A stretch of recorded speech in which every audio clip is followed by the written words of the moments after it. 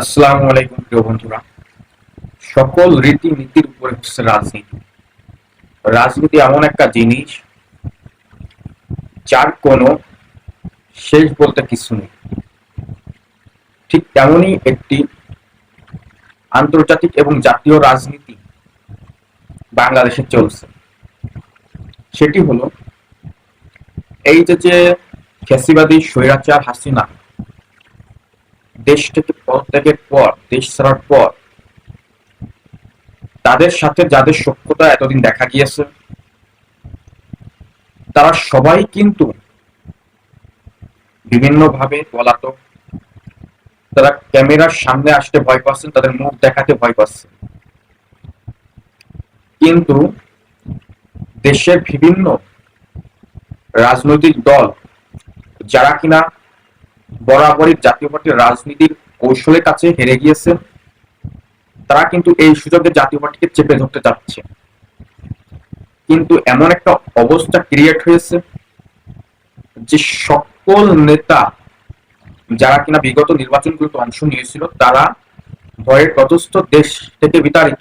কিন্তু জিএম কাদের সশরীরে সকল প্রোগ্রামে অংশ নিচ্ছেন এবং সকল প্রকার বাধা বিপত্তিকে অতিক্রম করে তার যে বডি ল্যাঙ্গুয়েজ সেটা কিন্তু সে কার্যত করেই বিএনপি এবং তাদের যে সকল সহযোগী সংগঠন এবং তাদের যে সকল মিত্র রাজনৈতিক দলগুলো আছে তাদেরকে কিন্তু সরাসরি বুড়ো আঙ্গুল দেখাচ্ছে। এর পিছনে যদি আমরা ঘুরে আসি তাহলে আপনারা একটা জিনিস দেখতে পারবেন, সেটি হলো আমেরিকা। আমেরিকা কিন্তু বরাবরই আওয়ামী লীগের সাথে তার তেমন কোনো সখ্যতা আমেরিকার ছিল না। বিএনপিরও কিন্তু এই ভালো এই খারাপ এই রকমের একটা জিনিস ছিল, কিন্তু এরশাদ যখন রাষ্ট্রপতি ছিলেন তখন কিন্তু আমেরিকার সাথে বাংলাদেশের একটি গভীর সম্পর্ক গড়ে ওঠে। বাংলাদেশের বললে ভুল হবে, এরশাদের নিজের একটা পারিবারিক একটি ব্যক্তিগত সম্পর্ক আমেরিকা এবং আমেরিকার মিত্রদের সঙ্গে গড়ে ওঠে, যেটা কিন্তু অন্য কোনো সরকার করতে পারে নাই। এমনকি এটা কিন্তু দেখে অবাক করার বিষয়, বাংলাদেশের সকল রাষ্ট্রপ্রধানদের মধ্যে একমাত্র এরশাদই যে কিনা আমেরিকার রাষ্ট্রপতিদের সাথে সকল রাষ্ট্রপতিদের সাথে দেখা করতে পেরেছিলেন। এবার ডক্টর ইউনিস করল এবং তিনি কিন্তু সকল যে সকল একটা বড় দেশ, যেমন আপনি শুনলে অবাক হবেন যে নয়াদিল্লির প্রেসিডেন্ট, নয়াদিল্লির প্রধানমন্ত্রীকে যেভাবে আমেরিকা সাদরে গ্রহণ করে, তার থেকে কিন্তু এরশাদকে বেশি প্রায়োরিটি দিয়ে আমেরিকা রাখে। ঠিক এই কারণেই আপনারা দেখবেন যে বরাবরই বিএনপি এবং আওয়ামী লীগের চাইতে কিন্তু জাতীয় পার্টির দিকে আমেরিকা একটু বেশি দুর্বল।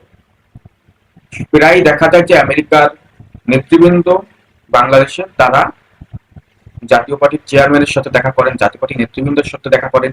ইভেন এই সরকার পতনের পরও আমেরিকার যে সকল মিত্র দেশগুলো আছে তাদের প্রায় 20-25টি দেশ জিএম কাদেরের সাথে দেখা করেছে, যেটা কিন্তু অন্য কোন দলের প্রতি এতগুলো দেশ তার সাথে দেখা করতে পারে না। এখন এই মুহূর্তে একটি প্রশ্ন আসতেই পারে যে আমেরিকা কি জিএম কাদেরকে পৃষ্ঠপোষকতায় রাখতে চাচ্ছে? কার্যত প্রশ্নটা সঠিক, কারণ যখন সকল রাজনৈতিক দলের নেতৃবৃন্দ পলাতক তখন কিন্তু জিএম কাদের বুক ফুলিয়ে বিএনপি এবং তার অন্য সকল যারা মিত্র সংগঠন আছে তাদেরকে কিন্তু বুড়ো আঙ্গুল দেখাচ্ছে। এর পিছনে কিন্তু আমেরিকার একটি হাত থাকলেও থাকতে পারে বলে ধারণা করছেন বিশ্লেষকেরা। তাছাড়াও জিএম কাদেরের রাজনীতির সবচেয়ে বড় প্লাস পয়েন্ট হচ্ছে তিনি পূর্বে যেটা করেছেন সেটা ভুলে যে তাকে চাপ প্রয়োগ করে নির্বাচনে নেওয়া হয়েছিল, এটা সত্য। তারপরেও তার নামে অনেক প্রকার কথাবার্তা হয়ে থাকে, কিন্তু তার নামে কিন্তু বড় কোনো কেলেঙ্কারি নেই, কোনো দুর্নীতির কেলেঙ্কারি জিএম কাদেরের নামে নেই। এছাড়াও এই যে ছাত্র আন্দোলনের শুরু থেকে শেষ পর্যন্ত জিএম কাদের ছাত্রদের পক্ষে ছিল, এটা হচ্ছে তার রাজনীতির সবচেয়ে বড় প্লাস পয়েন্ট। এবং এই ভিতর কিন্তু জাতীয় পার্টিরও অসংখ্য নেতাকর্মী নিহত হয়েছে এই আন্দোলন, যেটা সর্বজন স্বীকৃত। এই জন্যই জিএম কাদের এখনো পর্যন্ত তার নামে 2টা মামলা হয়েছে, হত্যা মামলা করা হয়েছে, যেটা প্রতিহিংসামূলক ভাবে বলা হচ্ছে। এখন কিন্তু জাতীয় পার্টির নেতাকর্মীরা সরাসরি হুমকি দিয়েছেন যে যদি জিএম কাদেরের নামে মামলা প্রত্যাহার না হয় তাহলে রংপুর সহ পুরো দেশ তারা অচল করে দিবে। তাহলে ভাবেন যে এমন একটা অবস্থায় যাদেরকে কিনা আওয়ামী লীগের অনেকেই আওয়ামী লীগের পৃষ্ঠভোগী বলে, তারা এমন একটা অবস্থায় এই রকমের হুমকি দিচ্ছে যে তারা পুরো দেশ অচল করে দিবে, রংপুরকে অচল করে দিবে, এবং তারা কিন্তু প্রত্যেকটা জেলায় বিক্ষোভ মিছিল এবং সমাবেশ করছে। এমন একটা অবস্থায় জিএম কাদেরের এইরকম বডি ল্যাঙ্গুয়েজ, এই রকমের কথাবার্তা থেকে বোঝা যায় অবশ্যই আমেরিকা হয়তো জিএম কাদেরকে সম্পূর্ণ সাপোর্ট দিচ্ছে। তো যাই হোক বন্ধুরা, আজ এ পর্যন্তই। ভালো লাগলে আমার চ্যানেলটি সাবস্ক্রাইব করবেন এবং ফেসবুক থেকে দেখলে লাইক ফলো এবং শেয়ার করবেন। ধন্যবাদ সকলকে, ভালো থাকবেন, সুস্থ থাকবেন, আল্লাহ।